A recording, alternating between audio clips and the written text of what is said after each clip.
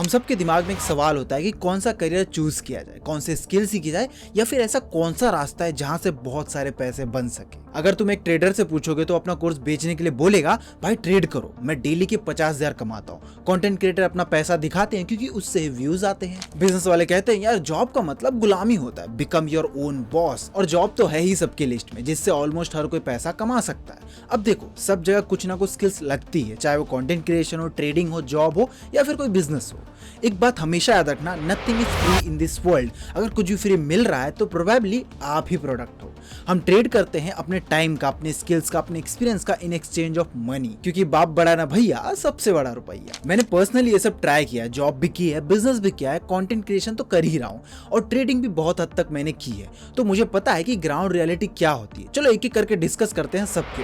Number 1, trading, the Instagram millionaire trap. Social media पे तो traders की भरमार है, वो हर दिन अपना ग्रीन पोर्टफोलियो दिखाते हैं। Today's profit 2 lakh, but report के मुताबिक on an average 95% traders loss में होते हैं, और उन 5% में भी मोस्टली बहुत बड़े प्लेयर होते हैं या फिर उनके पास बहुत ज़्यादा एक्सपीरियंस होता है। तो जब इतने सारे लोग लॉस कर रहे हैं तो इंस्टाग्राम के सो कॉल्ड मिलियनेयर ट्रेडर्स कैसे हमेशा प्रॉफिट बुक कर रहे हैं। और मैं तुम्हें बताता हूँ ट्रेडिंग इन्फ्लुएंसर्स का बिजनेस मॉडल। अगर आप देखोगे तो आपको एक पैटर्न नोटिस होगा। स्टार्ट में ट्रेडिंग की टिप्स देते हैं, फिर लग्जरी लाइफस्टाइल दिखाने लगते हैं, एक्सपेंसिव कार, वॉचेस, और फिर बूम एक कोर्स लॉन्च कर देते हैं। एक्चुअली इनका रियल पैसा कोर्स बेचकर आता है, ट्रेडिंग करके नहीं। मैं एक सीरियस क्वेश्चन पूछता हूँ, अगर ट्रेडिंग में इतना इजी पैसा बनता तो बड़े बड़े बिजनेसमैन सिर्फ ट्रेडिंग क्यों नहीं करते? उनके पास तो कैपिटल भी है, रिसोर्सेज भी है, एक्सपर्ट हायर करके आसानी से वो ट्रेडिंग करके बहुत सारे पैसे कमा सकते, बट स्टिल वो नहीं करते। क्यों?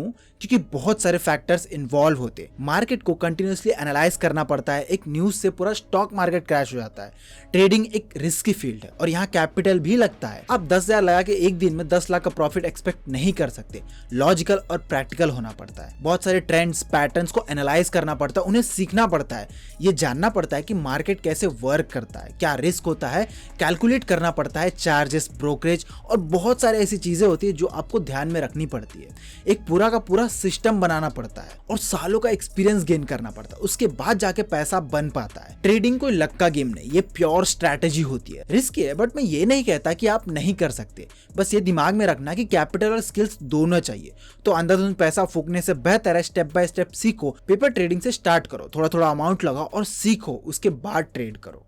ये रिस्की है, बट हाँ, इसमें पैसे बन सकते हैं।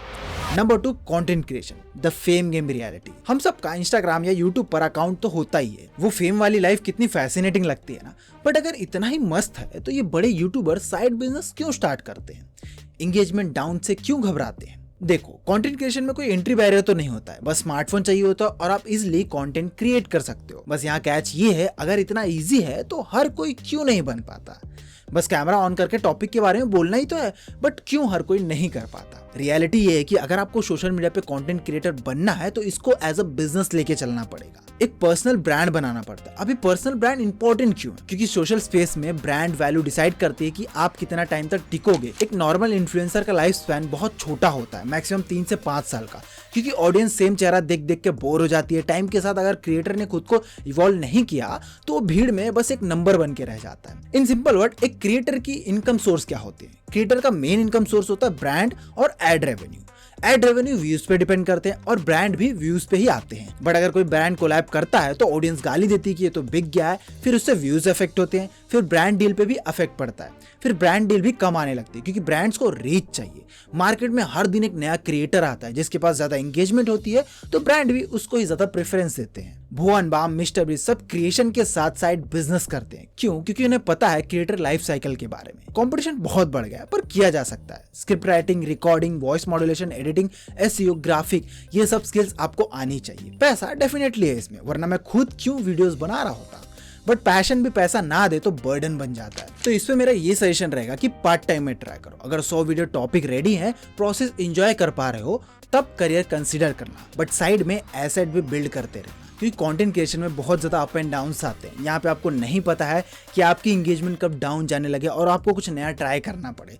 तो हमेशा आपको सीखते रहना पड़ता है, हमेशा आपको इवॉल्व करते रहना पड़ता है। तो इसीलिए मैं सजेस्ट करूँगा कि कंटेंट क्रिएशन अगर कर भी रहे हो तो साइड बाय साइड कोई साइड हसल या फिर कोई बिजनेस एसेट बिल्ड करो। Number 3, job, the slavery that actually works. Job को लोगों ने स्लेवरी बता दिया, रैट रेस, मैट्रिक्स, कितने बड़े टर्म्स दे दिए। जॉब का मतलब गुलामी, तेरी लाइफ स्टक है, कंपनी गुलाम बना देगी। अरे भाई नहीं करना मुझे बिजनेस। या कोई फैंसी स्कीम, मैं खुश हूँ, आराम से जॉब में जाता हूँ, सैलरी आती है, वीकेंड पे चिल करता हूँ, जितनी स्किल बढ़ाऊंगा उतनी सैलरी बढ़ती जाएगी। हमारे पेरेंट्स कितना ज्यादा पैसा स्पेंड करते हैं हमारी एजुकेशन पे, लाखों करोड़ों रुपए फूक देते हैं। उसके बाद इन्फ्लुएंसर की बात मानकर अगर मैं कोई बिजनेस स्टार्ट भी करता हूँ, अगर वो फेल हो गया तो इसकी गारंटी कौन लेगा? कौन आएगा मेरे बुरे वक्त में मेरा साथ देने के लिए? क्योंकि ऑन एन एवरेज 10 में से 9 स्टार्टअप फेल हो ही जाते हैं। बट अगर कोई अच्छी स्किल सीख ली तो एक्सपीरियंस के बाद मैं लाखों आराम से कमा सकता हूँ। ग्रोथ बहुत है बिजनेस में, पर रिस्क भी बहुत ज्यादा है। जॉब में एटलीस्ट पता है कि कितना कमाऊंगा, इन्वेस्टिंग करके डिसेंट अमाउंट बना लूंगा, घर में अनाज आता रहेगा, जितना रिस्क उठा रहा हूं उतना रिवॉर्ड मुझे मिलेगा। अब बिजनेस को डिफेंड करने वाले सो कॉल्ड बिजनेसमैन आएंगे, मेरे कमेंट सेक्शन में लिख के जाएंगे कि गरीब माइंडसेट, रैट रेट मेंटालिटी। भाई बड़ी बड़ी बातें करके भूखे रहने से बेहतर है कि मेहनत करके फैमिली को एक बेहतर लाइफ दो। ये इन्फ्लुएंसर ज्ञान देके पैसा लेके चले जाएंगे, बट एट द एंड तुम्हारी फैमिली तुम पे डिपेंडेड है। प्रैक्टिकली सोचना पड़ता है। हर चीज है ना हवा में नहीं होती है, हर चीजें बड़ी बड़ी बातें करने से नहीं होती है।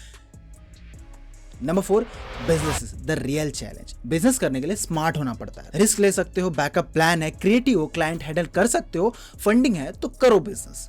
बट बिजनेस करना जितना इजी दिखता है उतना है नहीं। कंपनी प्रॉफिट में हो या लॉस में हो, एम्प्लॉय को हर महीने सैलरी मिलनी चाहिए, टीम मैनेज करना पड़ता है। बिजनेस के लिए interpersonal skills, sales, creativity, finance, बहुत सारे स्किल्स सीखनी पड़ती है।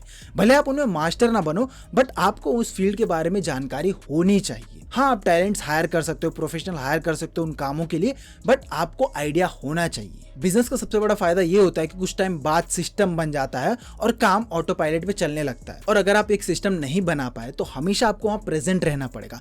तो ये एक तरीके से लार्ज स्केल सेल्फ एम्प्लॉयमेंट हो गया। एंड में यही बोलना चाहूंगा कि ट्रेडिंग करो या जॉब या फिर बिजनेस, हर चीज की एक कीमत, एक प्रोसेस होता है। लाइफ इतनी आसान नहीं होती, हर किसी की जिंदगी बहुत ज्यादा अलग होती है, सोच अलग होती है। समटाइम्स मेंटोर आपको अच्छा गाइड कर देते हैं, बट चलना तो आपको ही है। लोग आपको ट्रिक बता देंगे, बट अप्लाई तो आपको ही करना पड़ता है। तो उस हिसाब से चुनो कि क्या करना है तुम्हें। और अगर आपको फेक मिलियनेयर के बारे में जानना है तो ये वीडियो जरूर देखना, इसमें मस्त मैंने एक्सपोज किया है। और मैं मिलता हूं आपसे नेक्स्ट वीडियो में। Till then be happy and stay tuned with the gold.